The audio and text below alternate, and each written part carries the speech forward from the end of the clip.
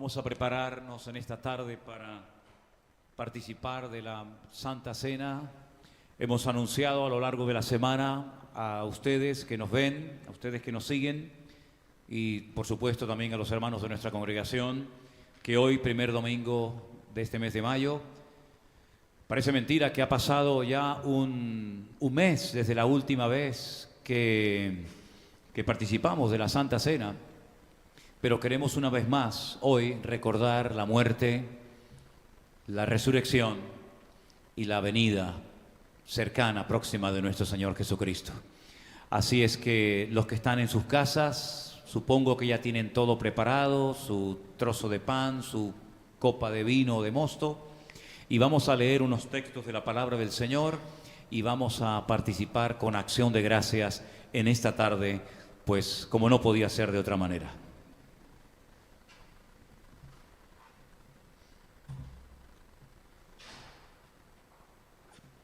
Los versículos que solemos leer generalmente se encuentran en la primera carta del apóstol Pablo a los hermanos de Corinto, y en esta carta encontramos las instrucciones para poder participar dignamente del pan y del vino. La iglesia de Corinto, lo hemos dicho en muchas ocasiones, era una iglesia que tenía muchos problemas internos, una iglesia que tenía una serie de problemas de desorden, y su testimonio a nivel de la sociedad, de la ciudad en la que vivían, no era todo lo bueno que digamos.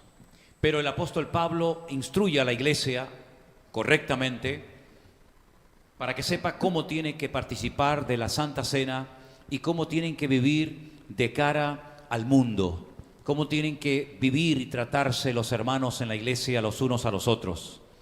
Y en esta tarde tenemos aquí pues estas 3 copitas y estos 3 trozos de pan, porque solamente estamos nosotros aquí en la iglesia, pero sabemos que ahí atrás hay muchas personas, sin lugar a dudas. Y yo quisiera en esta tarde que ustedes cogieran su trocito de pan en la mano.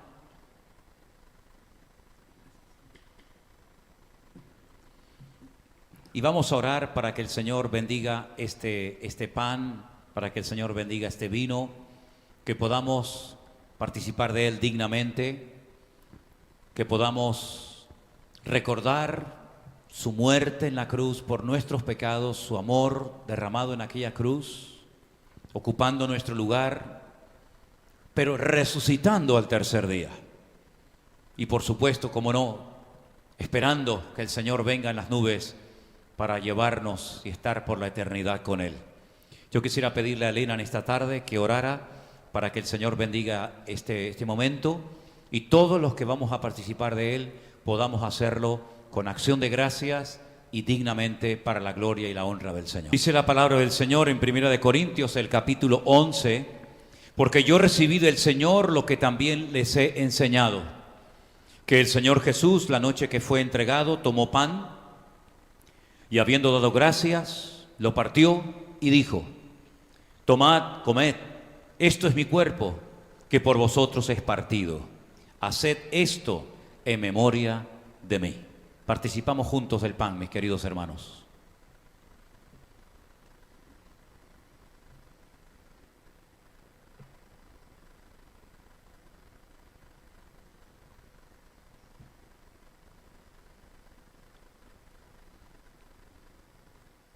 Asimismo tomó también la copa después de haber cenado, diciendo: esta copa es el nuevo pacto en mi sangre.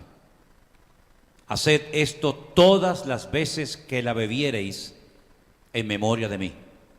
Así pues, todas las veces que comiereis de este pan y bebiereis de esta copa, la muerte del Señor anunciáis hasta que Él venga. Participamos juntos también de la copa, hermanos.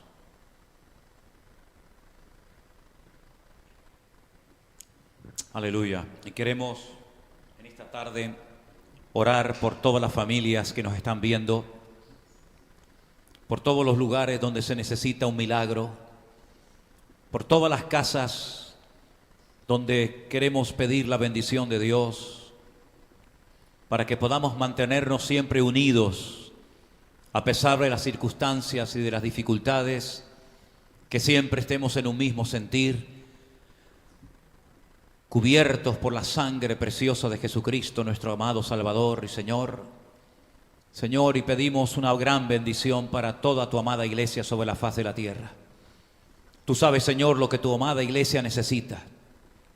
Tú sabes, Señor, cuánta restauración, cuántos cambios se necesitan ver, Señor, en este tiempo. Señor, pedimos que tú prepares nuestras mentes, nuestros corazones, que seamos conscientes, Padre Santo, de los tiempos que nos ha tocado vivir y que tu iglesia ahora no falle, Señor. Que tu iglesia ahora reconozca y entienda que es un momento especial de la historia en el que no podemos, Señor, fallar ni tirar la toalla. Por eso te pido fortaleza física, fortaleza espiritual. Te pido restauración, te pido, Señor, una fuerza sobrenatural para todos y cada uno de nosotros. Guárdanos, Dios mío, bendícenos. Y también te pedimos, úsanos en esta hora, Padre. Bendice cada casa que en este momento está viendo este culto, esta reunión. No es casualidad que estén ahí delante de una pantalla de televisión o de una tablet o de un teléfono o de un ordenador. Señor, tú lo has permitido porque hoy es el día aceptable. Hoy es la oportunidad que nos estás dando a millones de personas para acercarnos un poco más a ti y pedir tu ayuda y tu bendición. Pido por todo el barrio en el que vivimos, por todos los vecinos. Pido, Señor, por todos nuestros familiares, por todas las madres en este día tan especial para ellas. Bendícelas, renueva la fuerza, Señor, de sus vidas y que podamos siempre todos unánimes con tu bendición y con tu ayuda seguir adelante en tus caminos. Ponemos una vez más nuestra vida en tus manos y te daremos como siempre la gloria y la honra en el precioso nombre de Cristo Jesús. Amén. Y amén. Que el Señor les bendiga. Salúdense ahí en casa donde están. Dile, esposo, esposa, hijo mío, Dios te bendiga en esta tarde. Sabemos que muchos de ustedes están pendientes de recibir la palabra, de recibir el alimento para vuestra vida. Y nosotros estamos muy agradecidos por el privilegio que Él nos da de poder estar aquí reunidos a puerta cerrada. Pero siempre les digo que una vez, hace 2000 años, el Señor Jesucristo, cuando sus discípulos estaban con la puerta cerrada, muertos de miedo por lo que les podía pasar según ellos, que después no les pasó, de repente se apareció en medio de la habitación y les dijo, Shalom, Shalom Aleichem, paz a vosotros. Y todos los temores, los miedos se disiparon, porque donde está el Señor siempre habrá paz, siempre habrá bendición. Tal vez no habrán otras cosas, pero cuando está la bendición del Señor en una casa, en un hogar, en una iglesia, en una vida, en un ministerio, hermanos, eso es lo más importante y el tesoro más grande que podemos tener en esta vida. Hoy, mis queridos hermanos, me gustaría llevarles a 3 pasajes del Antiguo Testamento que se encuentran en el libro de Reyes. Analizando estos pasajes que vamos a ver en esta tarde, me ha llamado mucho la atención que hay como un denominador común entre ellos 3. Permítame decirles que este mensaje nace casi diríamos que de un sueño que durante toda la noche me persiguió con estas porciones, con estas historias, con estos textos, con estos personajes. Y temprano a la mañana me levantaba y buscaba en la Biblia dónde estaban estas escrituras. Y la primera de ellas está en Primera de Reyes, capítulo 17, del versículo 1 al versículo 6. Una historia muy interesante que vamos a analizar en primer lugar en la tarde de hoy. Entonces Elías Tisbita, que era de los moradores de Galaad, le dijo a Acab, viva el Señor Dios de Israel, en cuya presencia estoy, que no habrá lluvia ni rocío en estos años, sino por mi palabra. Y vino a él palabra del Señor diciendo: apártate de aquí y vuélvete al oriente, y escóndete en el arroyo de Querib, que está frente al Jordán.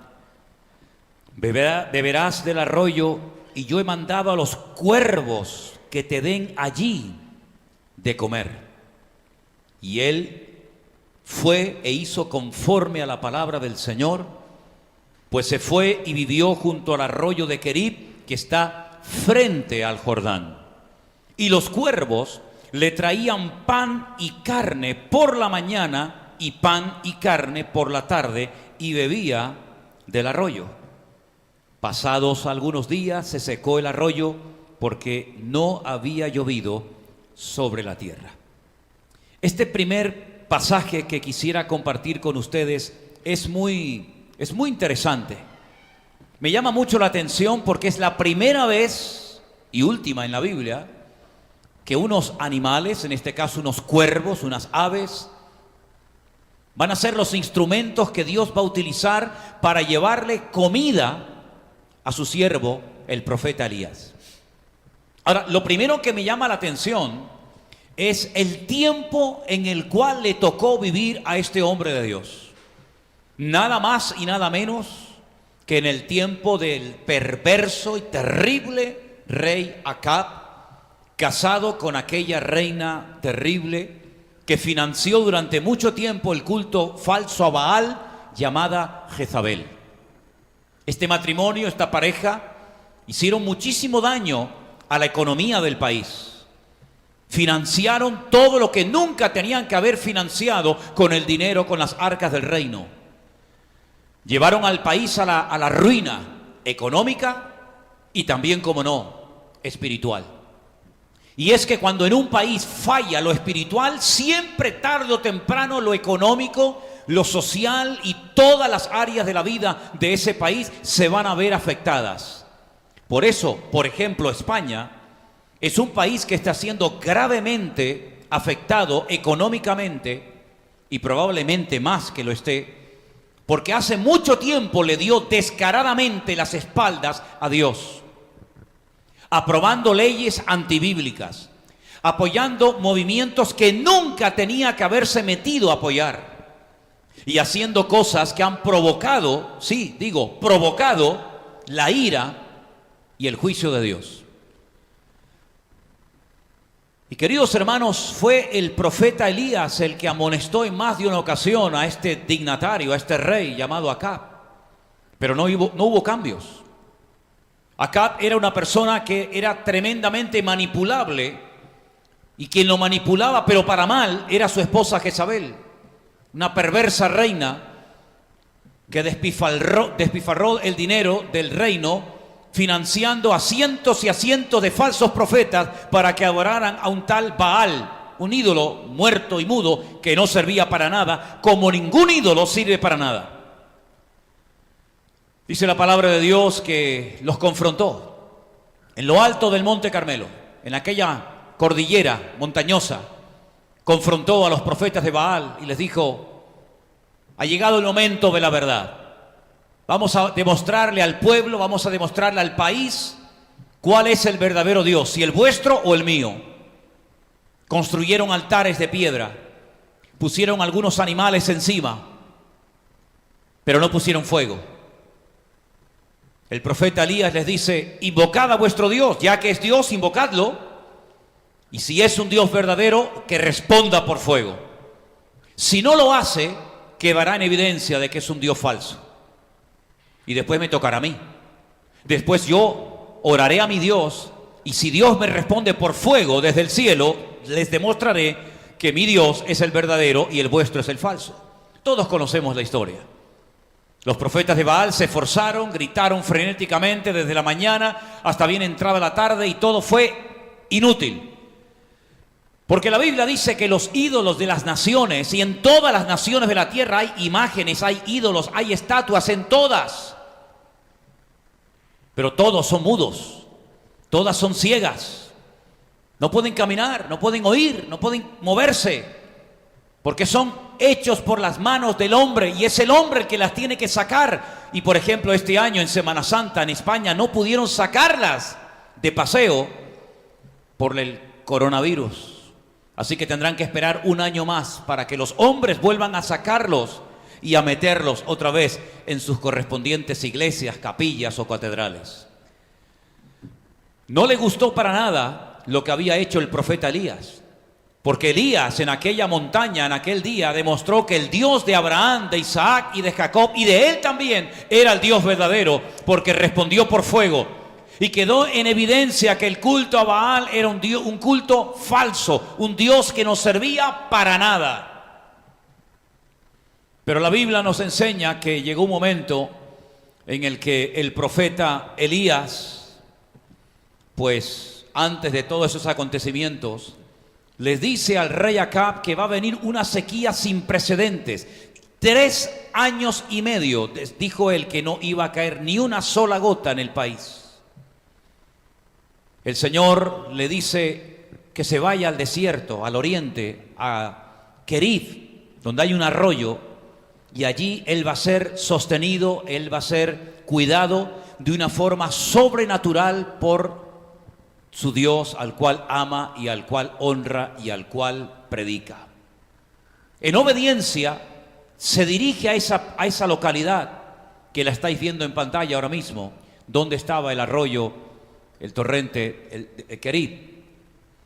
Y es en aquel lugar donde todas las mañanas y donde todas las tardes unos cuervos, unas aves, Dios las utilizó para traerle pan y carne a su siervo. Y el agua la tenía allí en el arroyo hasta que definitivamente terminó secándose. Algunos han especulado acerca de si esto era así o es una mala interpretación. Y como la palabra Oredim tiene la misma raíz que la palabra comerciantes, algunos piensan que en vez de cuervos eran árabes, habitantes del desierto, los que le llevaban por la mañana y por la tarde comida al profeta, al varón de Dios. Pero la realidad es que Dios a veces puede utilizar lo que menos nos imaginamos para suplir nuestras necesidades. A veces tenemos como una fe muy cuadriculada, unos criterios ya muy estructurados, de tal manera que no le damos lugar a que Dios pueda hacer algo nuevo, algo diferente. Cuidado, que esté en la Biblia, que no se salga de los parámetros de la palabra. Algunos podrían decir, pero ¿cómo Dios va a utilizar unos cuervos cuando al fin y al cabo es un ave tan asustadiza que siempre suele huir del hombre? ¿Cómo va a utilizar Dios esos pájaros para llevarle carne y para llevarle pan a su siervo? Pues lo hizo, hermanos, porque para Dios no hay nada imposible. Y cuando una persona actúa en obediencia y está dispuesto a estar en silencio, en el anonimato, pero gozándose en el Señor, Dios a esa persona lo honra y lo bendice. ¿Cuántos de ustedes han mencionado ese versículo que dice: entra en tu aposento y tu Padre que te ve en secreto te recompensará en público? Pues aquí vemos cómo el Señor está honrando a su siervo, que ahora tiene que mantener una compostura de silencio, de calma, de espera, pero no una calma en desesperación. No un silencio lleno de quejas, sino que él sabe que el Señor lo está preparando. Y la evidencia es que el Señor no para en ese tiempo de suplir y de proveer todas y cada una de sus necesidades. Y permítame decirles que el Dios de Elías sigue vivo y es nuestro Dios.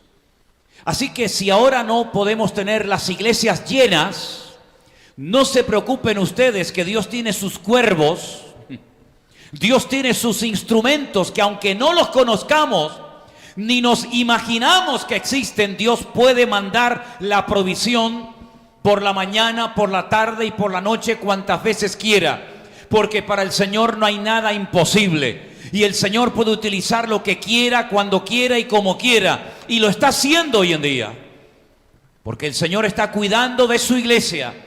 Porque Él dice que Él sustenta y cuida a su iglesia, que no solamente dio su vida en un momento determinado de la historia por ella, sino que la sigue cuidando y sustentando cada día. Y ese ejemplo que nos pone el Señor ahí en la carta de Pablo a los Efesios es el ejemplo que el Señor le da a los maridos para que cuiden y sustenten a sus esposas como Cristo cuidó y sustentó a su amada iglesia. ¡Qué tremenda historia! Imagínense la sorpresa del profeta Elías cuando de repente veía venir cuervos con pan, con carne en sus picos, y ahí se lo dejaban y se volvían, y después a la tarde volvían otra vez. ¡Qué maravilloso es nuestro Dios! ¡Qué grande es nuestro Dios! Que puede utilizar lo que menos se nos pasa por la mente para sorprendernos y para suplir nuestras necesidades. Pero toda esta historia empieza por un acto de obediencia. Y es que cada vez que obedecemos al Señor, siempre hay bendición. De hecho, la Biblia dice, y Elías lo sabía perfectamente, que la obediencia es mucho mejor que los sacrificios. Saúl pensaba que no, que lo que Dios pedía y demandaba, y para Dios lo más importante eran los sacrificios, no la obediencia, y se equivocó, y miren cómo terminó.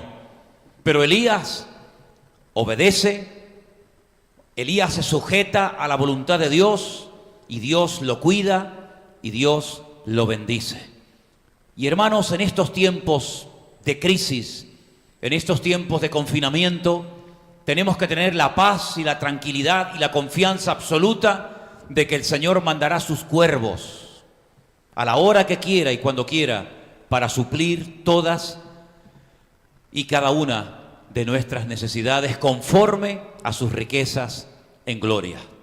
Pero Dios, que es un Dios que es tan variado y nos puede llevar de una experiencia a otra y de un lugar a otro cuando quiera, cuando el arroyo de Querib se secó, le vuelve a hablar a su siervo Elías y le dice en el versículo 8, vino a él la palabra de Dios y le dijo, levántate y vete ahora a Sarepta, a la otra punta del país, Sarepta de Sidón, y mora allí. He aquí yo he dado orden allí a una mujer viuda que te sustente. Fíjense qué tremendo. Las viudas lo pasaban muy mal en aquellos tiempos. Además era tiempo de miseria, de pobreza, de escasez, de sequía. Pero Dios le dice a su siervo que en Sarepta de Sidón hay una viuda que no es judía, es gentil, que ha recibido la orden de parte del Dios Todopoderoso de que tiene que sustentar y tiene que cuidar la vida de su siervo, el profeta Elías. Y allí se dirige Elías a Sarepta de Sidón. Y entonces, versículo 10 dice que se levanta, se va a Sarepta, y cuando llega a la puerta de la ciudad, se encuentra una mujer viuda que estaba allí recogiendo leña. Y él la llamó y le dijo, te ruego que me traigas un poco de agua en un vaso para que beba. Y yendo ella para traérsela, él la volvió a llamar y le dijo, te ruego que me traigas también un bocado de pan en tu mano. Y entonces ella responde y dice, vive el Señor tu Dios, que no tengo pan cocido. Solamente un puñado de harina tengo en la tinaja y un poco de aceite en una vasija, y ahora recogía 2 leños para entrar y prepararlo para mí y para mi hijo, para que lo comamos y nos dejemos morir. No había más. Un poco de harina y nada más. Un poco de aceite. Y a continuación esperar la muerte. ¡Qué tremendo!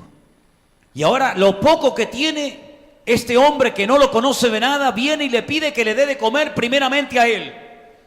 Y Elías le dijo, no tengas temor. Versículo 13, ve, haz como has dicho, pero hazme a mí primero de ello una pequeña torta cocida debajo de la ceniza y tráemela, y después harás para ti y para tu hijo. No es un hombre, no es un abusador. No es un hombre que está abusando de su autoridad como profeta, no, la está probando, porque ya él sabía que el Señor le había pedido a ella que tenía que cuidar del profeta Elías. Por lo tanto, lo que está haciendo es probarla. Lo que está haciendo es ver si es obediente a lo que Dios le ha dicho que haga. Y entonces, él le dice en el versículo 14, porque el Señor, el Dios de Israel, ha dicho así: la harina de la tinaja no escaseará, ni el aceite de la vasija disminuirá hasta el día en el que el Señor haga llover sobre la faz de la tierra. Entonces ella fue e hizo como le dijo Elías, comió él y ella y su casa muchos días. Otro acto de obediencia. ¿Os dais cuenta? Primer pasaje que leímos, Elías recibe la orden, Elías no la cuestiona. Elías no dice: yo qué voy a hacer en ese lugar, yo no conozco a nadie, de qué voy a vivir, de qué voy a comer. Él no dice nada en contra de la orden de Dios. Él se levanta y se va al arroyo de Querit porque su Dios se lo ha dicho en obediencia. Y repito, detrás de la obediencia siempre viene la bendición y el respaldo de Dios. Ahora es al revés. Ahora es él el que pone a prueba a una mujer viuda, una mujer sin recursos, una mujer que está en las últimas, ya no le queda nada más. Una mujer que está esperando morirse. Y ahora le llega un invitado para colmo y le pide que le dé de comer a él. Pero él la anima. Él la anima con una palabra y le dice: tú no te preocupes, que el aceite no va a escasear, la harina no va a menguar, porque el Señor está conmigo, el Señor está en este lugar y tú no te preocupes, que todo va a salir bien.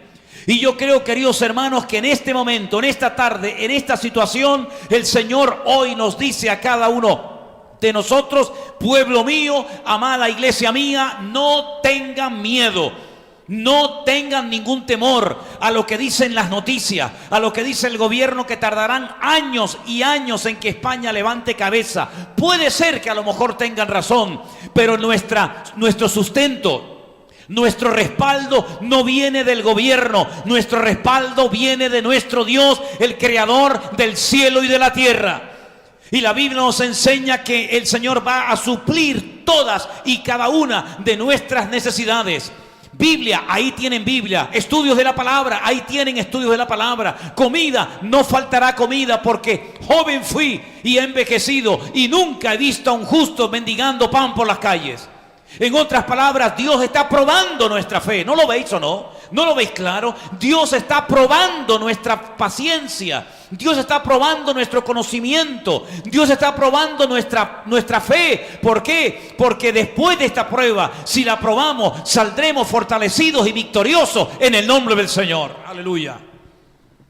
Entonces dice la Biblia, versículo 15... ella fue, hizo como el profeta le dijo, comieron, y la harina de la tinaja no escaseó, ni el aceite de la vasija menguó, conforme a la palabra que Dios le había dicho a través del profeta Elías. Qué bendición tener a este hombre en la casa, una mujer que estaba a punto de morir, y que de repente Dios mande a este hombre, y mientras él está allí, la bendición de Dios no para. No se murieron de hambre. No se murieron de hambre, como ningún creyente morirá de hambre. Porque el pan nuestro de cada día el Señor nos lo dará. Y teniendo sustento y abrigo, estemos contentos con esto. Gloria a Dios. Pero ¿saben qué, amados hermanos? Si esto ya lo tenemos claro y lo hemos aprendido, esto nos prepara, esto nos ha capacitado para dar un paso más. Miren lo que ocurre de repente. La mujer está contenta. La palabra de Dios está cumpliendo. La provisión no para de llegar. Usan aceite, pero aceite siempre hay. Usan harina, harina nunca disminuye. Pero ahora ocurre algo inesperado. Versículo 17. Después de estas cosas, aconteció que cayó enfermo el hijo del ama de la casa, y la enfermedad fue tan grave que no quedó en él aliento. En otras palabras, el niño murió. Es decir, en medio de tanta bendición, en medio de tanta provisión milagrosa, el niño de repente se muere.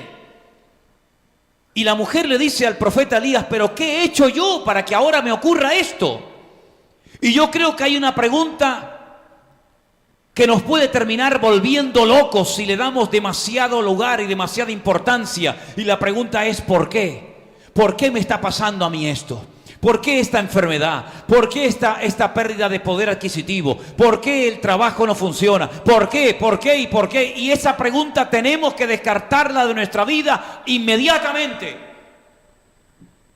Porque un cristiano y un hombre de Dios no tiene que estar todo el santo día preguntándole a Dios, ¿por qué me pruebas? ¿Por qué? ¿Por qué me tratas así? ¿Por qué no me suples esto? ¿Por qué no me das aquello? Así no habla un hombre y una mujer de fe. Ella pensaba que esto le pasaba por los pecados que había cometido en su juventud.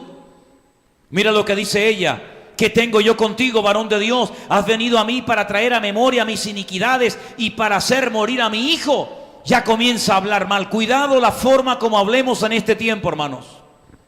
Cuidado las palabras que salgan por nuestra boca diciendo tonterías en momentos de enfado y en momentos de desánimo. Cuenten hasta 10, porque las palabras que salgan por nuestra boca pueden hacer mucho daño, no solamente a nuestra fe, no solamente a nuestra vida, sino también a las personas que están a nuestro alrededor. Ella comienza a hacer una interpretación incorrecta de las circunstancias. Ella dice, bueno, esto debe ser por un pecado tremendo que yo cometí en mi juventud y ahora me viene el pago y ahora me viene el castigo y la consecuencia de aquel pecado que cometí. No, señor. No, señor.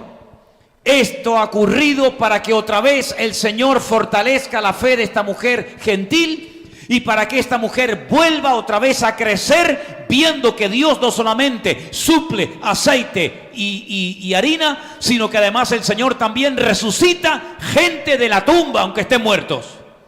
Y quiero decirles como detalle interesante, que esta es la primera resurrección que se produce en la Biblia. Después vendrían otras, pero esta es la primera vez que un hombre ora para resucitar a un muerto, en este caso a un niño. Saben, hermanos, esta mujer fue tan probada y fue tan bendecida que ustedes, si van al Evangelio según San Lucas, el mismísimo Mesías, el mismísimo Señor Jesucristo dijo, muchas viudas hubo en los días del profeta Elías, pero el Señor solamente lo mandó a la viuda de Sarepta de Sidón. Es decir, Dios sabe dónde vives. Dios sabe cómo está tu corazón, tu necesidad en este momento. No importa si vives cerca o lejos, si estás sola, rodeada de tus hijos, o estás en familia, o eres viuda, o tienes trabajo, o lo has perdido, no importa. Dios conoce absolutamente todos y cada uno de los detalles de nuestra vida. Y así como el Señor suplió en un momento determinado la necesidad material de la vida de la viuda de Sarepta de Sidón, ahora con esta resurrección ya queda bien claro que el Dios de Elías es el Dios verdadero y que Elías es un verdadero hombre y varón de Dios. Así que las pruebas, queridos hermanos, no vienen por casualidad. Las pruebas vienen para demostrarnos el poder de Dios y para fortalecer nuestra fe y para que nos demos cuenta de que Dios es fiel y es todopoderoso. Pero hay una tercera historia que también me venía anoche a la mente y me llamó muchísimo la atención y se encuentra en Segunda de Reyes, el capítulo 7. Segunda de Reyes, capítulo 7, la ciudad de Samaria está pasando un hambre tremenda. Si os dais cuenta, hay un denominador común entre la primera historia, la segunda y esta tercera. ¿Cuál es ese denominador común? Una necesidad de un milagro. Y por eso el mensaje de hoy lo he titulado Milagros en tiempo de crisis. Porque es en tiempos de crisis, en tiempos de escasez, en tiempos cuando los recursos humanos no sirven para nada, es cuando viene y se demuestra el poder y la fidelidad de nuestro Dios. La ciudad de Samaria está sitiada, la gente se está muriendo de hambre, las madres están comiendo a sus hijos, la ciudad está siendo aniquilada de una forma brutal. Pero sin embargo la Biblia cuenta, no voy a leer todo el pasaje, pero les digo dónde está para que después ustedes lo lean tranquilamente. Primera de Reyes, capítulo 7, del 1 al 20. La Biblia cuenta la historia de unos leprosos, de 4 leprosos, que la tradición dice que podía ser uno de ellos Giesi y 3 de sus hijos. No lo sabemos, simplemente es un comentario. Ellos comenzaron a pensar y dijeron: si nos quedamos dentro de la ciudad, moriremos sí o sí de hambre. ¿Por qué no salimos y nos pasamos al enemigo, a los sirios que están rodeando la ciudad, para ver si nos perdonan la vida y tenemos alguna posibilidad de sobrevivir? Y así sucedió. La Biblia dice que estos 4 leprosos salieron, se fueron al campamento del enemigo y se lo encontraron totalmente vacío. Comenzaron a comer, comenzaron a llenar sus estómagos. Hacía mucho tiempo que no comían. Y en medio de todo lo que estaban haciendo, se pararon y dijeron: no estamos actuando correctamente. No estamos siendo buena gente. Nuestros hermanos, nuestros amigos, nuestros familiares, nuestros vecinos se están muriendo de hambre y nosotros aquí nos estamos pegando un gran festín. Vayamos a la ciudad y digamos que el enemigo ha huido, que el campamento está vacío. No sabemos lo que ha ocurrido, pero que salgan y que coman, porque está toda la comida, están todos los animales y el botín esperándoles. El rey de la ciudad de Samaria pensaba que era una estrategia del enemigo. Mandó a una pequeña cuadrilla para que fueran a comprobar y efectivamente el enemigo había huido y el pueblo de Dios no se había dado cuenta. Es decir, el problema estaba solucionado, pero estaban en la ciudad por falta de información, por falta de conocimiento, pasándolo mal, muriéndose de hambre. Aplicación, una de las aplicaciones que le podemos dar a esta tercera y última historia: mi pueblo perece por falta de conocimiento. ¿Cuántos han estado comiendo comida en malas condiciones, comida en alimento espiritual envenenado? Sin embargo, ha llegado el tiempo de despertar, de salir de nuestro confinamiento espiritual, de ir más allá de lo que hasta este momento habíamos oído y conocido y experimentado, y darnos cuenta de que Dios tiene lugares donde podemos comer, lugares donde podemos ser ministrados, lugares donde podemos ser instruidos en la palabra. Y nosotros, como aquellos leprosos, pero sanados y restaurados de nuestra lepra por el poder y la sangre de Cristo, tenemos un mensaje que decirle a los que se mueren de hambre, a los que no tienen esperanza, a los que están a punto de quitarse la vida pensando que no hay un más allá. Pues sí hay un más allá, y lo que hay más allá de nuestra miseria, de nuestra tristeza, de nuestro confinamiento, es vida y vida en abundancia. Es Cristo Jesús nuestro Señor el que quiere sorprendernos, el que quiere renovarnos, el que quiere que crezcamos en la fe y el que quiere que ahora aprovechemos el tiempo y le demos honra y gloria al Señor. Decía el otro día el pastor Freddy cuando intervenía por teléfono en esas llamadas que hemos hecho últimamente: mira, no sé si lo ha producido esto el diablo, si lo ha mandado Dios, si lo han hecho los chinos en un laboratorio, me da exactamente igual. Lo que yo sé es que ahora la iglesia tiene una oportunidad de oro para renovarse, para crecer, para madurar y sobre todo para prepararse, porque esto es simplemente un pequeño, créame, un pequeño botón de muestra de lo que viene en el futuro. Esto no tiene nada que ver con los caballos del libro de Apocalipsis que cambian de color, con los sellos, con las trompetas y con las copas. Esto es simplemente el principio de dolores.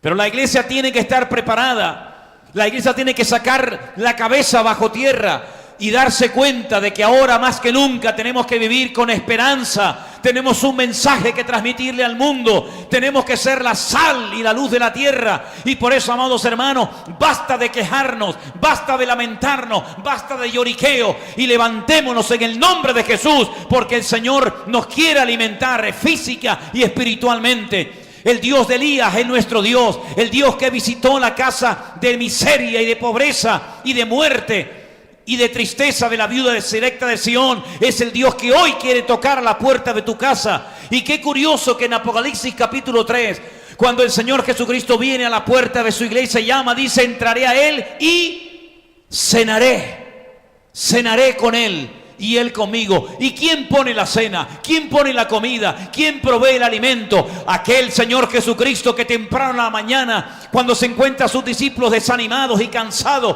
después de haber intentado pescar y no haber cogido ni un solo pez, y les dice, ¿habéis pescado algo? Y le dicen al maestro, nada, en toda la noche no hemos pescado nada. Y dice la Biblia que cuando llegaron a la orilla, después de haber cogido una pesca milagrosa impresionante, dice que vieron allí preparada la comida. Es el Señor el que ya tiene preparada la comida. Es el Señor el que ya tiene la respuesta a tu petición. Es el Señor el que ha dado la orden, el que ha abierto el cielo. Y estamos en un tiempo nuevo, en un tiempo de refrigerio, en un tiempo de cambio. Es un tiempo de visitación genuina a la iglesia. Y es un tiempo para aprovecharlo, mi querido hermano y amigo. Por eso Dios se ríe de las limitaciones, Dios se ríe del hambre, Dios se ríe de la sequía, Dios se ríe del factor tiempo. Ahora es una oportunidad hermosa que podemos tener para vivir esa vida de fe y de esperanza y de confianza que tenemos en el Señor. Miren, en 24 horas la miseria cambió. Permítame decirles y concluyo que fue el profeta, el varón de Dios, el que dijo, mañana a estas horas habrá comida, habrá alimento, mañana habrá cambiado todo. Alguien se burló de la palabra del profeta. Alguien dijo, mañana, nada, olvídense, es mentira, eso es un cuento, es una falsa expectativa. Y el profeta le dijo, lo verás con tus propios ojos, pero no disfrutarás de la bendición. Queridos hermanos, las cosas van a cambiar. Las cosas ya han comenzado a cambiar. Las cosas están comenzando a ser transformadas, renovadas por el Señor. Pero vamos no solamente a verlas, sino a vivirlas y a disfrutarlas para la honra y para la gloria del Señor. Recuerda, Él es el Dios que provee, Él es el Dios que nos cuida y Él es el Dios que estará con nosotros todos los días hasta el fin del mundo. Que Dios les bendiga en esta tarde. Vamos a orar y terminar este culto, terminar esta reunión, dándole muchas gracias al Señor por este privilegio que nos ha dado un domingo más de poder estar aquí reunidos en su presencia. Oramos al Señor. Padre Celestial, te doy muchísimas gracias, Dios mío, por este privilegio tan grande que nos has dado en esta tarde de estar aquí reunidos. Hemos cantado, hemos adorado tu nombre, hemos participado del pan y del vino. Hemos orado por vidas necesitadas, por enfermos. Hemos escuchado tu palabra. Pedimos, Señor, que nos des una semana victoriosa y bendecida. Pedimos, Señor, que tú mandes tus cuervos, que mandes tu ayuda. Tú lo sabes hacer y tú lo puedes hacer muy bien, Señor. Bendice a mis hermanos. Gracias por los hermanos que en esta tarde nos saludaron. Nuestro hermano Osman allí en Estados Unidos, nuestro hermano Humberto, su familia. Señor, guarda a tu pueblo, aviva tu obra y sobre todo, Señor, danos una semana en la que podamos sentirnos útiles y en la que podamos bendecir y ayudar a muchas personas que tanto lo necesitan. Ponemos nuestra vida y nuestras familias en tus manos y te damos las gracias por todo en el precioso nombre de Cristo Jesús. Amén y amén. Gloria al Señor. Queridos hermanos, vamos a terminar esta reunión. Vamos a terminar este culto cantando y alabando al Señor con esa canción que ya es un lema en este tiempo de cuarentena. Lo importante es mantener la fe, no tener miedo, seguir adelante, confiado en el Señor, y sabemos que nuestro Dios está con nosotros como un poderoso gigante. Dios les bendiga, hermanos, y que tengan una semana victoriosa y bendecida. Eso ustedes siempre considérense privilegiados y bendecidos de poder estar en esta tarde en este lugar, cuando otros, ya digo, les hubiera gustado venir, incluso se anotaron, pero que no pueden estar por los problemas que todos ustedes saben. Gracias a Dios que por lo menos desde la casa se puede ver el culto y la alabanza, e incluso compartir con otras personas, y gente que está en otros países, en otros continentes, también pueden en su casa recibir en esta tarde la palabra. y damos gracias a Dios por todos los hermanos de muchas partes del mundo que se conectan cada semana y que son bendecidos y que nos mandan sus testimonios y nos dicen lo que el Señor está haciendo en sus vidas, cómo las escamas se están cayendo de sus ojos y cómo están recibiendo la palabra de Dios y sus vidas están siendo bendecidas y prosperadas por el Señor. Toda la gloria y la honra sea para Él. Voy a pedir a los más pequeños si ya pueden pasar por favor a sus clases de la escuela dominical. Los demás nos vamos a quedar aquí. Y quiero invitarles en esta tarde a que vayan buscando ya en su Biblia, si la han traído, en el libro de Deuteronomio. Deuteronomio. El nombre original de este libro en hebreo es Devarim, que significa palabras. Devar, palabra, Devarim, palabras. Palabras, muchas de ellas que se repiten, se reiteran en el libro de Deuteronomio, libro que fue escrito por Moisés. Saben ustedes que aparte del Salmo 90, un salmo precioso que escribió Moisés, los primeros 5 libros de la Biblia, que se conocen como la Torá o la ley, el Humash en hebreo, que viene de la palabra Hamesh, que significa 5, los escribió Moisés. Y son libros muy hermosos. Son libros de verdad que todos ustedes deberían de leer. Estoy seguro que si leen el libro del Génesis, vas a disfrutar muchísimo de sus interesantes historias, de sus personajes, de los milagros. El libro del Éxodo exactamente igual, es un libro extraordinario. Ya tal vez si te metes en el libro de Levítico la cosa cambia. Porque el libro de Levítico era un manual para los levitas. Y entonces ahí hay muchos sacrificios y muchos corderos y mucha sangre y muchas cosas, ¿verdad? El libro de Números también es un libro muy hermoso, también muy fácil de entender, entre comillas, ¿verdad? Y el libro de Deuteronomio, Devarim, es como una especie de resumen de los 5 libros y de mandamientos y de ordenanzas y de estatutos que el Señor le fue dando a su pueblo, Israel, en el desierto, antes de entrar a la tierra prometida. En esos libros encontramos 613 mandamientos. 613 mandamientos que le ayudaban al pueblo de Israel a ordenar su vida en todos los aspectos cotidianos. Hay leyes para los agricultores, para los ganaderos, para los soldados, para los casados, para las viudas. Hay leyes para cuando se iba a la guerra. Hay prácticamente leyes para todo. 613 mandamientos. Ahora bien, dentro de esa cantidad inmensa de mandamientos, hay unos mandamientos que tienen que ver con una serie de fiestas o de celebraciones anuales que el pueblo de Israel tenía que llevar a cabo durante toda su existencia. Aunque el pueblo de Israel es un pueblo, como algunos lo han definido, un pueblo muy fiestero, un pueblo muy jovial, porque siempre están celebrando algo, y salen de una fiesta y ya se están preparando para la siguiente, y es un pueblo que saben disfrutar de la vida y cantan y bailan por todas partes.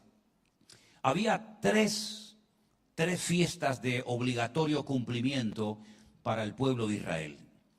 Y la primera de esas fiestas de obligatorio cumplimiento se tenía que celebrar en el mes de Abib, que es el primer mes del año en cuanto al calendario religioso. Ellos tenían 2 calendarios, digamos, por así decirlo, el civil y el religioso. El calendario religioso, el calendario, digamos, bíblico, por decirlo de alguna manera, empezaba con el mes de Abib, que suele caer generalmente entre los meses de marzo y abril, en la primavera. Y era cuando se tenía que celebrar esta fiesta que ahora mismo, desde la tarde de ayer, se está celebrando en el pueblo de Israel. Y es la famosa fiesta de la Pascua o de Pesaj, de la cual quiero hablar en esta tarde. Y quiero llevarles al libro de Deuteronomio, al 5.º libro de la Biblia, concretamente al capítulo 16, Deuteronomio capítulo 16, los primeros versículos.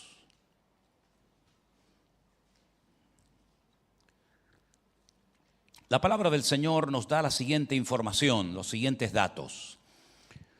Guardarás el mes de Abib y harás Pascua al Señor tu Dios, porque en el mes de Abib te sacó el Señor tu Dios de Egipto de noche. Y sacrificarás la Pascua al Señor tu Dios de las ovejas y de las vacas en el lugar que el Señor escogiere para que habite allí su nombre. No comerás con ella pan con levadura, 7 días comerás con ella pan sin levadura, pan de aflicción, porque aprisa saliste de tierra de Egipto, para que todos los días de tu vida te acuerdes del día en que saliste de la tierra de Egipto. Y no se verá levadura contigo en todo tu territorio por 7 días, y de la carne que matares en la tarde del primer día no quedará nada hasta la mañana. Versículo 5. No podrás sacrificar la Pascua en cualquiera de las ciudades que el Señor tu Dios te da, sino en el lugar que el Señor tu Dios escogiere para que habite allí su nombre. Sacrificarás la Pascua por la tarde a la puesta del sol, a la hora que saliste de Egipto. Y la asarás y comerás en el lugar que el Señor tu Dios hubiera escogido. Y por la mañana regresarás y volverás a tu habitación. 6 días comerás pan sin levadura, y el 7º día será fiesta solemne al Señor tu Dios, no trabajarás en él. Hasta aquí la palabra del Señor. La primera fiesta del año que tenían que celebrar se llamaba la fiesta de la Pascua o Pesaj, que significa saltar. Eso es lo que significa la palabra Pesaj en hebreo, saltar. Tenemos que hacer un poco de historia para entender un poco el trasfondo de esta fiesta y por qué tenían que celebrarla y por qué todavía, después de tantos siglos y milenios, por qué todavía la tienen que seguir celebrando en el pueblo de Israel por estatuto perpetuo. Ahora bien, comencé a hacer una lista, no la voy a compartir en esta tarde, pero me llamó muchísimo la atención de la cantidad de cosas que Dios ha hecho durante la noche. Una de ellas fue sacar durante la noche, al atardecer, ya entrando la noche, después de la cena, a su pueblo de la esclavitud en Egipto. Pero les animo a que ustedes indaguen en su Biblia y comiencen a buscar versículos e historias, gente que soñaba cosas que Dios hacía durante la noche. Ahora bien, la Biblia nos enseña que el pueblo de Israel, por circunstancias que yo creo que ya la mayoría de ustedes conocen, se encontraba en el país de Egipto. En hebreo la palabra Egipto es Mitzraim y empieza por una letra que es la letra M o Men y termina por otra letra que también se llama la letra Men, pero es diferente a la hora de escribirla.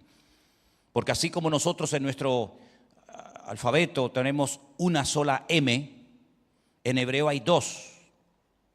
Una que se escribe al principio de las palabras y una M que se escribe de una forma diferente, como si fuera un cuadrado totalmente cerrado, al final de las palabras.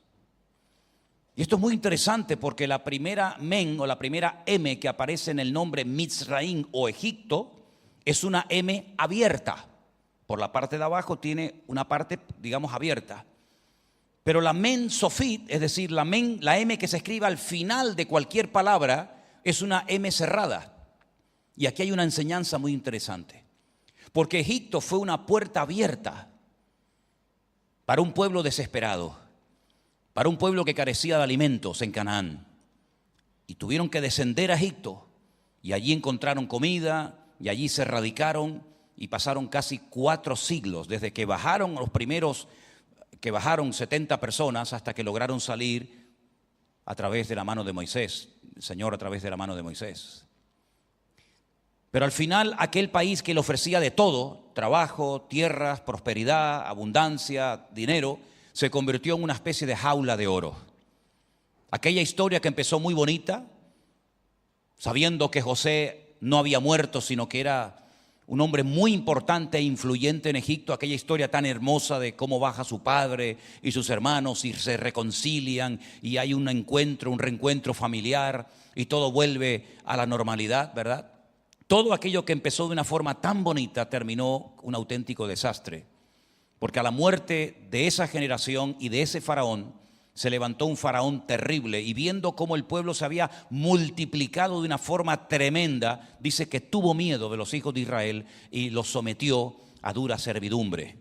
Y estuvieron durante muchísimos años siendo esclavos, trabajando sin derechos, de sol a sol, con una fatiga tremenda y maravillas que Dios va a hacer, primero para fortalecer el ánimo y la fe de su pueblo, Y en segundo lugar, y más importante, para que el faraón reconozca que el único Dios que existe es el Dios de Abraham, de Isaac, de Jacob, de Moisés y del pueblo de Israel.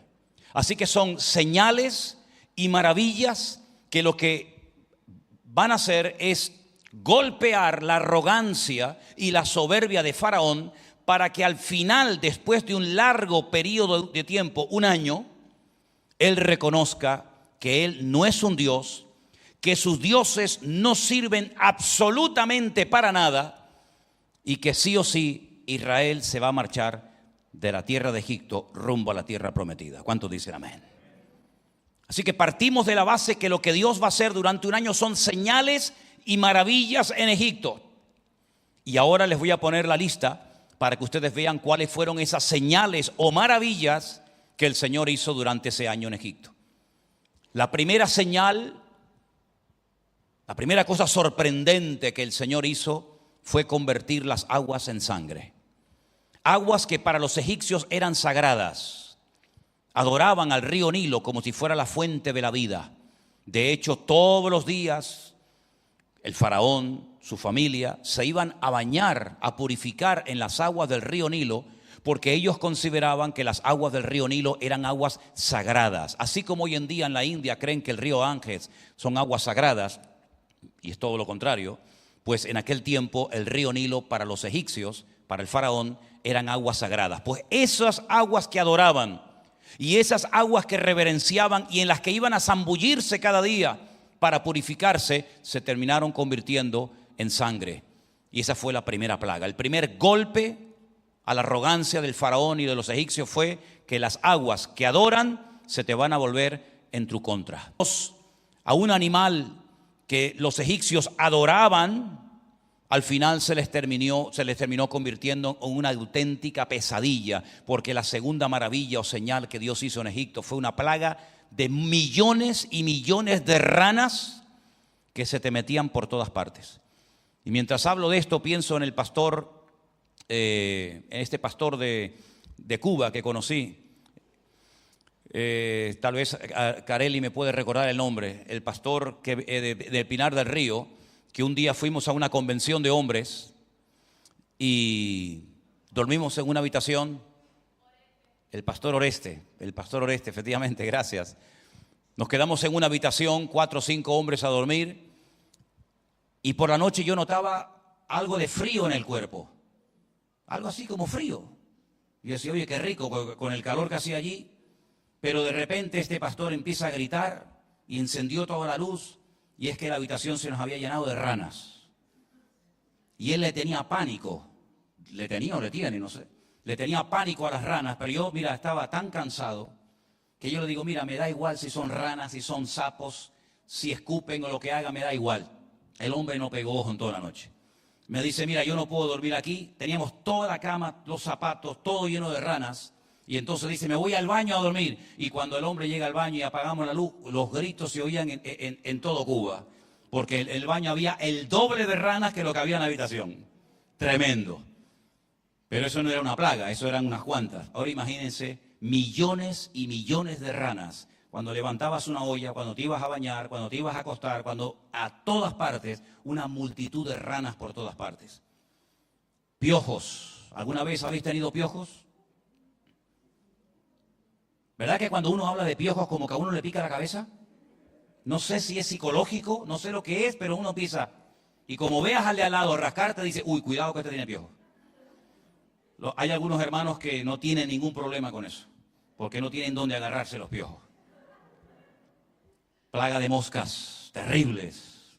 Estas moscas que molestan y molestan y molestan. Que uno dice, Dios mío, de verdad que qué terrible. ¿Para qué existe este bicho? ¿Para qué existe esto? El ganado comenzó a enfermarse, unas úlceras, unas enfermedades tremendas, se morían. Lo curioso de todo esto es que Dios como que trazó una línea, porque los judíos, las tribus de Israel vivían en un territorio de Egipto llamado la tierra de Gosén, y los egipcios vivían en otra parte del país, y lo curioso es que las plagas ocurrían de aquí para allá, a los egipcios les afectaban, pero de aquí para allá donde estaba el pueblo de Dios no les pasaba absolutamente nada. Dios hizo una diferencia tremenda entre unos y otros. Después vino una plaga de úlceras terribles, de pústulas en la piel, algo realmente muy repugnante. La plaga de granizo, por si fuera poco. Agua congelada que destruyó todo lo que tenía verde y vida. No contento con esto, vino una plaga tremenda de langostas.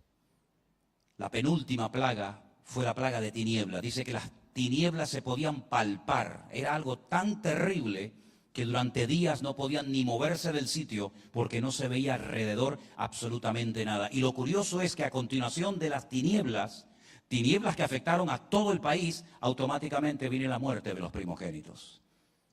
Qué tremendo, ¿no?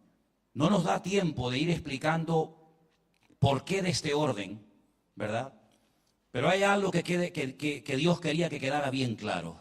Y es que Dios controla y domina el cielo, la tierra, el agua, los animales, los insectos y la vida de los seres humanos. Al final de un año de golpe tras golpe, de golpe tras golpe, se pueden ustedes imaginar cómo estaba el país de Egipto.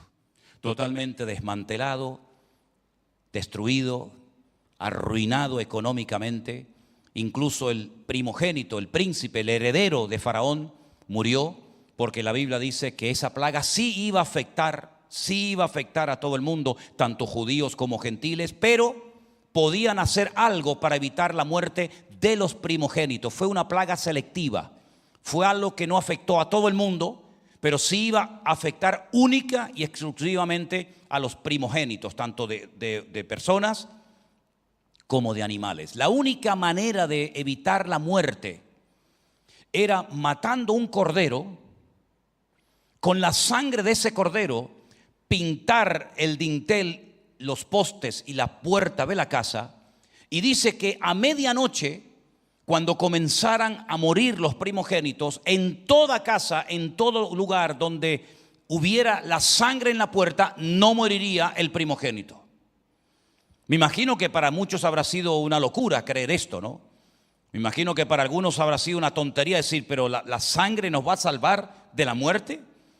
¿Se dan cuenta, queridos hermanos, cómo detrás de todas y cada una de estas plagas el Señor está tratando de demostrarle a los egipcios y al mismísimo Faraón que el único que tiene el poder y el control de todo en el cielo, en la tierra y aún debajo de la tierra es nuestro Dios y no ningún hombre ni ninguna autoridad o divinidad que el hombre haya inventado? Esa noche fue la última noche que Israel pasó en Egipto.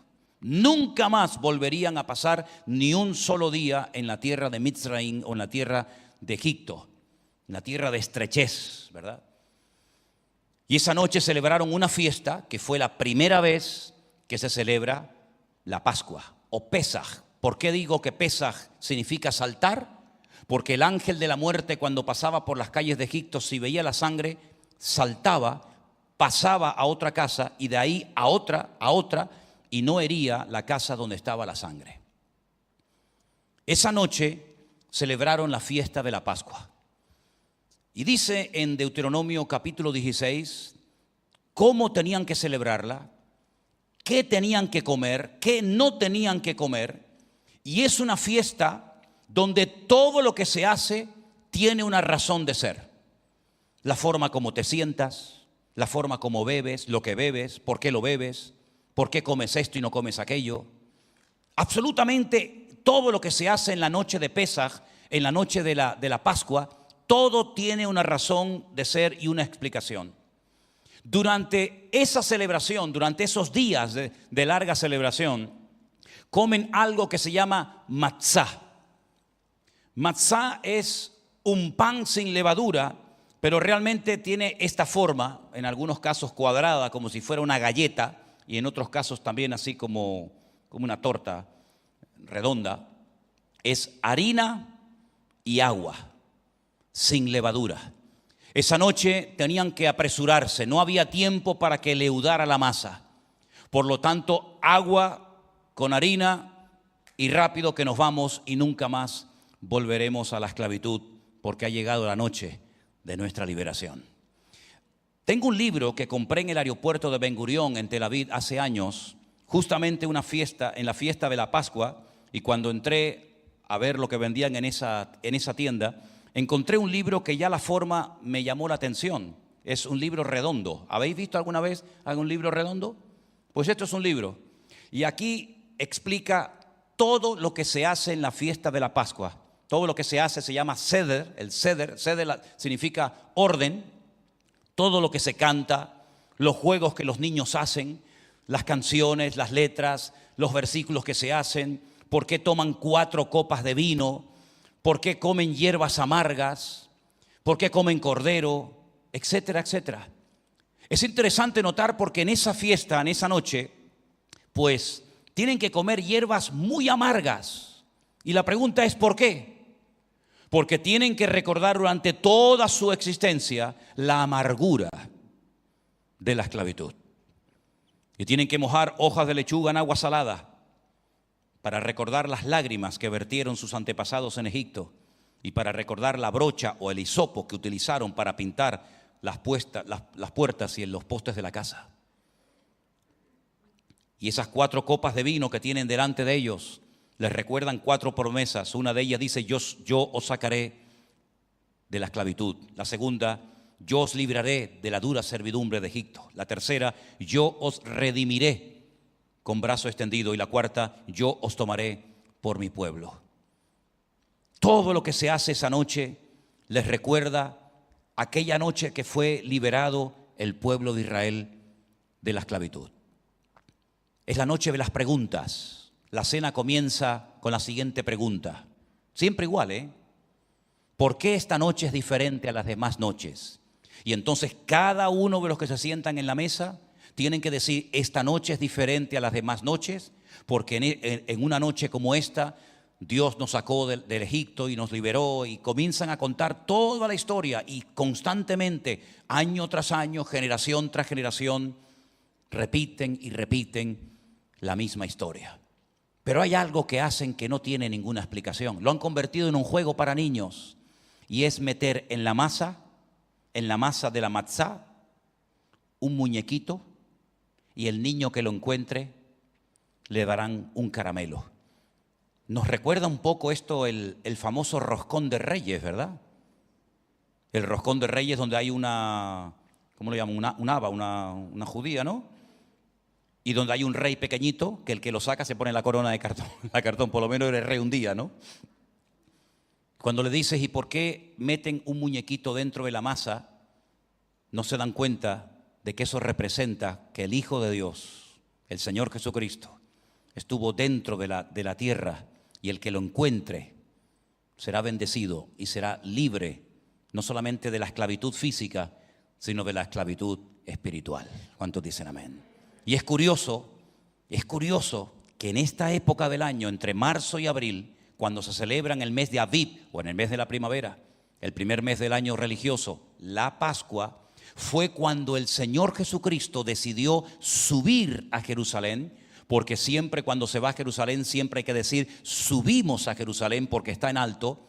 Y esa última noche que se celebraba los panes sin levadura y se celebraba la fiesta de la Pascua, dijo las siguientes palabras. En el Evangelio según San Lucas, el capítulo 22, el pasaje que se ha leído en esta tarde, el Señor Jesucristo dijo, cuánto he deseado comer con vosotros de esta Pascua antes de que padezca. El Señor Jesucristo decidió en esa celebración, en esa fiesta, en esos días, entregar su vida en redención por todos nosotros. Ahora bien, el sumo sacerdote, que era el representante de todos los sacerdotes del pueblo de Israel, se iba hasta Belén.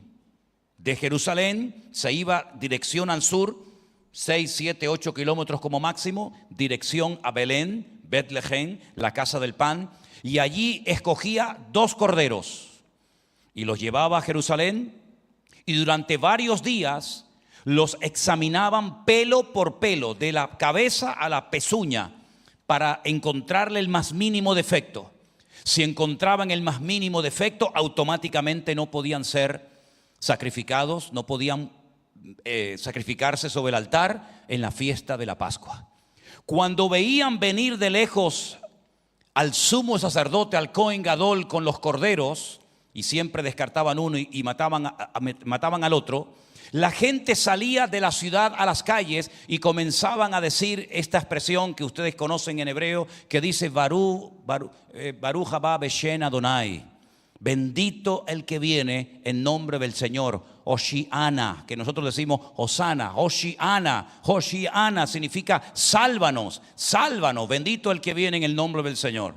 Ese día, cuando venía el sumo sacerdote desde Belén, curiosamente, ¿verdad? Era en Belén donde se criaban los corderos.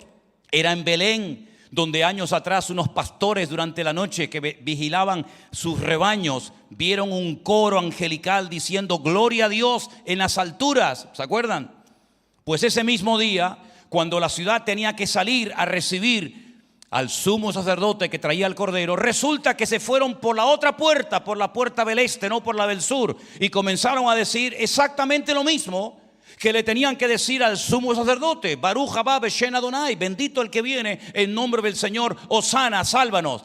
Y entonces salieron los sacerdotes y le dijeron: dile a tus discípulos y a las multitudes que se callen, porque lo están haciendo mal. No es por esta puerta, ni es a este hombre que viene montado en un pollino de asno al que hay que decirle esto, sino hay que ir por la otra puerta y decirle lo mismo, pero al sumo sacerdote que trae un animalito, un cordero inocente, para sacrificarlo sobre un altar. Y entonces el Señor dice: si estos callan, las piedras se pondrían a hablar. Y no se aprecia en español lo que Jesús quiso decir, pero la palabra hijo y piedra es casi igual, suena casi igual. Si ustedes se callan, mis hijos hablarían. Pero se tradujo por piedra, pero realmente es ven y no even, que es piedra o hijo. Pero a lo que vamos, cuando él comenzó su ministerio, había un hombre que el Señor Jesucristo dijo que era un profeta. El último profeta que existió fue Juan el Bautista.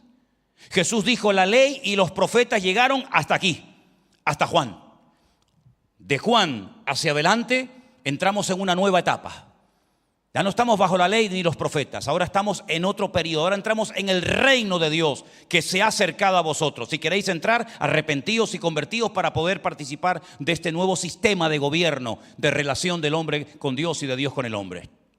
Pero a Juan el Bautista lo llama el último profeta. Y ese último profeta, ese gran varón de Dios, dijo cuando el Señor Jesucristo fue a bautizarse por él a las aguas del río Jordán: este es, ¿qué? El Cordero de Dios que quita el pecado del mundo. ¿Qué diferencia tan grande entre matar a un cerdo y matar a un cordero? ¿Habéis estado alguna vez en alguna matanza de cerdos? No te lo deseo. No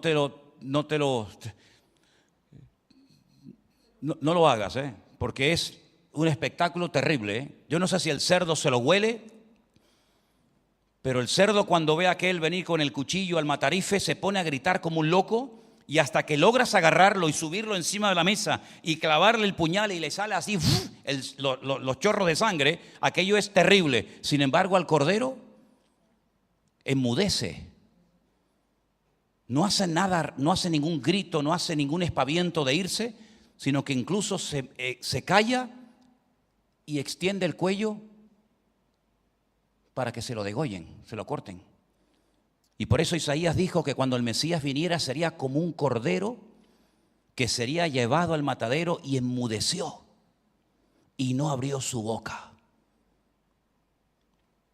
Y por eso el Señor Jesucristo no le dijo a los discípulos ni a nadie que se callaran y que no le dieran la bienvenida, porque él sabía perfectamente que aquellos corderos que venían de Belén para ser sacrificados sobre el altar allí en el templo, no podían nunca, jamás perdonar ni limpiar los pecados de nadie.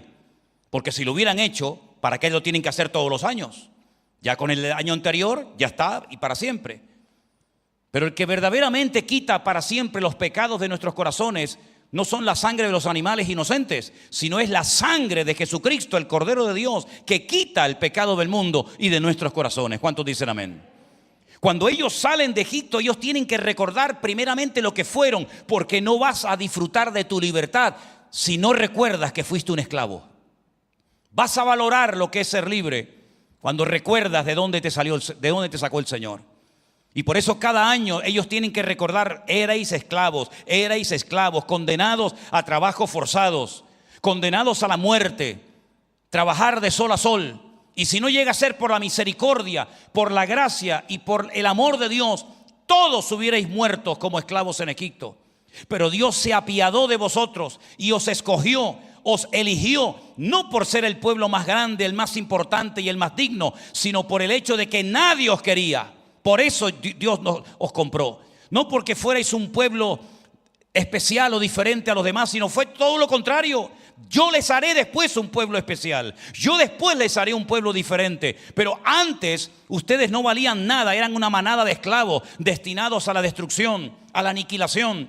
Pero Dios los escogió, Dios los redimió y los sacó de Egipto para llevarlos a la tierra prometida y que puedan vivir en libertad. Y todo eso que ocurrió en lo natural es una sombra de lo que ocurre en lo espiritual cuando una persona reconoce que es un esclavo, no de un faraón, pero esclavo de Satanás, y que necesitaba ser libre. Pero ¿cómo iba a poder ser libre? ¿Quién se iba a apiadar o acordar de mi vida? Jesucristo, el Rey de Reyes, que el que me amó desde antes de la fundación del mundo, vino a morir por mí en la cruz.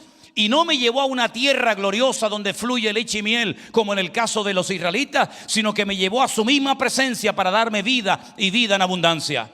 Así que si un judío, como en estos días me ha escrito, por ejemplo, nuestra hermana Marta de Jerusalén, dice: nosotros los judíos somos 2 veces libres, porque hemos sido libres del faraón en el pasado y ahora somos libres del diablo a través de Cristo Jesús. Y si alguien entendió la profundidad y el alcance y la repercusión de esta fiesta profética, sin lugar a dudas, fue el apóstol Pablo, que entendió perfectamente que todo lo que se hacía allí era simplemente una preparación para que cuando llegara el verdadero Mesías y pagara el precio en la cruz, la gente entendiera por qué pasó lo que pasó en el pasado. Y miren, por ejemplo, lo que él dice en 1 Corintios capítulo 5, a partir del versículo 7 en adelante. Limpiaos pues de la vieja levadura, para que seáis nueva masa sin levadura como sois, porque nuestra Pascua, ¿que es quién? Cristo, ya fue sacrificada por nosotros. Así que celebramos la fiesta no con la vieja levadura ni con la levadura de malicia y de maldad, sino con panes sin levadura de sinceridad y de verdad. Pablo entendió que así como el pueblo de Israel fue liberado de la esclavitud en Egipto de la mano del faraón, el Señor Jesucristo nos ha liberado a nosotros de las garras del diablo y nos ha llevado a su reino para que nunca más seamos esclavos de nada ni de nadie por la eternidad. ¿Cuántos dicen amén? Si ustedes analizan cada una de las plagas, se van a dar cuenta de que había plagas que producían dolor físico, molestia física, pero había plagas que eran dolores psicológicos, auténticas torturas. Cada una de esas 10 plagas, si ustedes las analizan detenidamente y se ponen en el lugar de esa gente en aquel tiempo, se van a dar cuenta de que fue un año terrible, terrible para el pueblo de Egipto. Al final hasta terminaron muriendo miles de egipcios. Pero sin embargo fue un año glorioso y maravilloso para el pueblo de Israel, porque así como el mundo fue probado y golpeado de una forma terrible, el pueblo de Israel se dio cuenta de que el Dios que ellos tenían marcaba una diferencia entre unos y otros. Y sabía de quién era esta vaca y de quién no era esta vaca. Y sabía dónde vivían sus hijos y dónde no vivían sus hijos. De tal manera que si para uno fue un año terrible, para otro fue un año de bendición espectacular, inolvidable. Tan inolvidable que todos los años lo siguen recordando. Esa noche recuerdan las plagas, recuerdan a Faraón, recuerdan la liberación, recuerdan absolutamente todo. Así que, repito, fue el peor año de la vida para el faraón y para su país, pero fue el mejor año de la vida para su pueblo. ¿No encuentran ustedes una similitud con lo que nos está pasando a nosotros?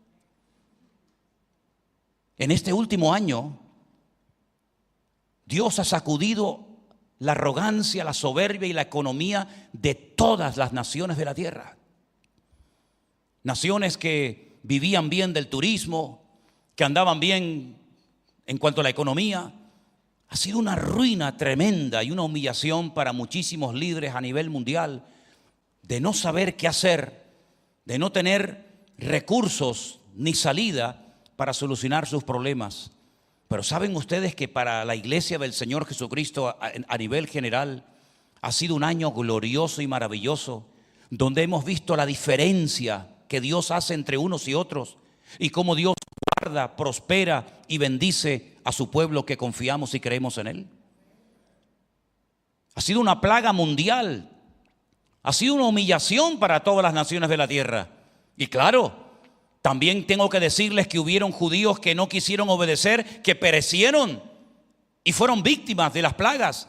Como también tengo que decirles que multitudes y miles de egipcios creyeron a lo que Dios estaba haciendo y creyeron en el Dios de Israel, y cuando salieron de Egipto, ellos también salieron y fueron con ellos rumbo a la tierra prometida.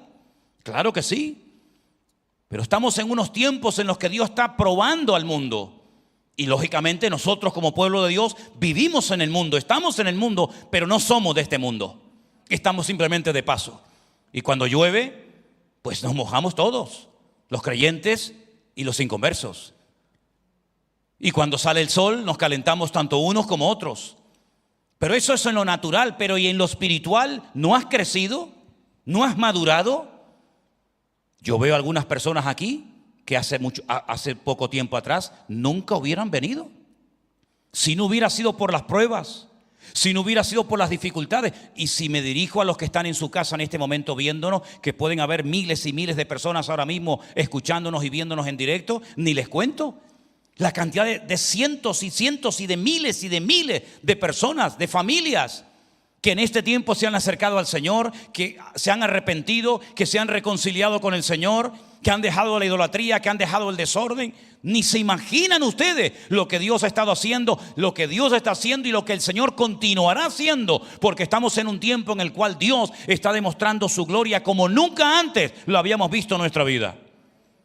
Porque Dios siempre hará una diferencia entre aquellos que creen y aquellos que no quieren creer en Él. Los golpes no eran para el pueblo de Dios.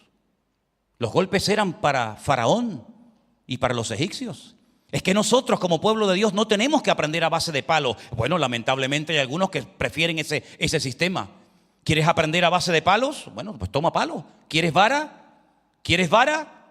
Dios también tiene una vara, pero también tiene un cayado. Si quieres que Dios te pastoree y te lleve con el cayado, Dios tiene en su mano derecha cayado y en la otra vara. Tú eliges. ¿La vara para quién era? ¿Para su pueblo? No. La vara era para Faraón. La vara era para los egipcios. ¿Queréis palos? Toma palos. ¿No queréis doblar vuestras rodillas? ¿No queréis reconocer la divinidad de Dios? ¿No queréis humillaros? Venga un palo y otro y una plaga y otra. Ganados, no hay ganado. Economía, no hay economía. Agricultura, no hay agricultura. Hijos, no hay hijos. ¿Qué más quieres? Sin embargo, el pueblo de Dios era diferente el trato, porque el trato de Dios con nosotros es a través de su palabra. ¿Cuántos dicen amén? Lámpara es a mis pies tu palabra y lumbrera mi camino. Pero en Egipto no había luz, había tinieblas. ¿Por qué? Porque desecharon la palabra de Dios. Y cuando uno entra en el trato de Dios, no necesita aprender a base de palos. Ahora, si no quieres aprender por las buenas, vas a aprender por las malas, no te preocupes. Porque detrás de toda vara de Dios, detrás de todo golpe de Dios, hay una forma de demostrarnos que tenemos que corregir, que tenemos que enmendar el camino. Y si vamos a las buenas, si nos dejamos tratar por el Señor, te vas a evitar mucho sufrimiento y te vas a evitar muchas lágrimas. Pero si no quieres entrar por el aro y si no quieres que el Señor te trate y te pastoree, Él tiene todos los sistemas habidos y por haber, y te puedo asegurar que si fue capaz de humillar y de derrotar la soberbia y el orgullo de Faraón, con nosotros no va a tener ningún problema, te lo puedo asegurar. Hermanos, para nosotros nuestra Pascua es Cristo, porque nosotros no tuvimos esas experiencias nacionales ni personales como tuvieron los judíos en Egipto. Pero nosotros también podemos recordar en estos días que fue en esta época en la que el Cordero de Dios, nuestro Señor Jesucristo, vino a este mundo a morir por nosotros. Y así como se ponía sangre en las puertas, en los dinteles y en los postes de la casa para evitar la muerte, nosotros tenemos la sangre de Cristo en nuestras vidas. Y la sangre de Cristo nos protege. Y la sangre de Cristo nos cuida. Y la presencia del Señor es poderosa, de tal manera que siempre habrá una protección sobrenatural sobre nuestras vidas. Y te digo algo, solo la eternidad nos revelará de cuántas cosas nos libró el Señor que ignorábamos. De algunas nos ha librado el Señor y lo sabemos, pero de cuántas cosas nos habrá librado el Señor, de peligros, de accidentes, incluso hasta de la muerte nos habrá librado el Señor. Pero por su misericordia estamos aquí, escuchando su palabra y gozándonos en este domingo por la tarde. ¿Cuántos dicen amén? Así que yo quiero que cierres tus ojos ahí donde estás y le des gracias al Señor. Porque para el mundo hay vara, porque no quieren escuchar la palabra. Pero para el pueblo de Dios hay palabra, hay un bálsamo, hay paz, hay tranquilidad, hay sosiego. Porque esa es la forma como Dios quiere pastorear a su amada iglesia. Con amor, con misericordia. El mundo lamentablemente no quiere aprender y por eso reciben palos y palos y más palos. Pero para la iglesia del Señor Jesucristo, para el pueblo de Dios, tenemos su palabra, tenemos su Espíritu Santo morando en nuestros corazones y da testimonio a nuestro espíritu de que ahora somos hijos, hijas de Dios. Bendito sea tu nombre. Ese año para los egipcios fue terrible. Ese año para los egipcios fue inolvidable. Vieron un país rico y próspero, destruido y humillado. Pero también fue un año maravilloso para el pueblo de Israel, porque se dieron cuenta de que Dios es un Dios todopoderoso. Aleluya. Dale gracias al Señor porque su sangre te ha limpiado. Dale gracias al Señor porque ahora eres parte de su cuerpo, de su amada iglesia. Y podemos vivir en victoria y en tranquilidad todos los días de nuestra vida, porque Él está con nosotros. Bendito sea tu nombre, oh Dios. Queremos darte las gracias por tu sacrificio en la cruz, porque tú como Cordero ocupaste nuestro lugar. Y hoy te invitamos a que vengas a nuestros corazones, a nuestras vidas, y podamos experimentar un día más tu amor y tu misericordia. Señor, si hubiera alguien aquí entre nosotros hoy, o alguien en sus casas que nunca ha abierto la puerta de su corazón a tu gracia, a tu amor, tócale el corazón para que hoy reconozca que te necesita y que separados de ti nada podemos hacer. Gracias, oh Dios, porque tú nos has demostrado con maravillas y señales que tú eres el Dios verdadero y que no hay nadie como tú, Señor. Los ídolos de las naciones tienen boca pero no hablan, tienen ojos y no ven, tienen oídos y no oyen. Pero nuestro Dios habla, sana, liberta, bendice, restaura, ayuda a todo aquel que clama con un corazón genuino y sincero. Aleluya. Gracias por la obra maravillosa que has hecho en nosotros. Gracias por tu paciencia, Señor. A ti la gloria y la honra en el precioso nombre de Jesús. Amén y amén. Iglesia, te invito a que te pongas de pie conmigo en esta noche.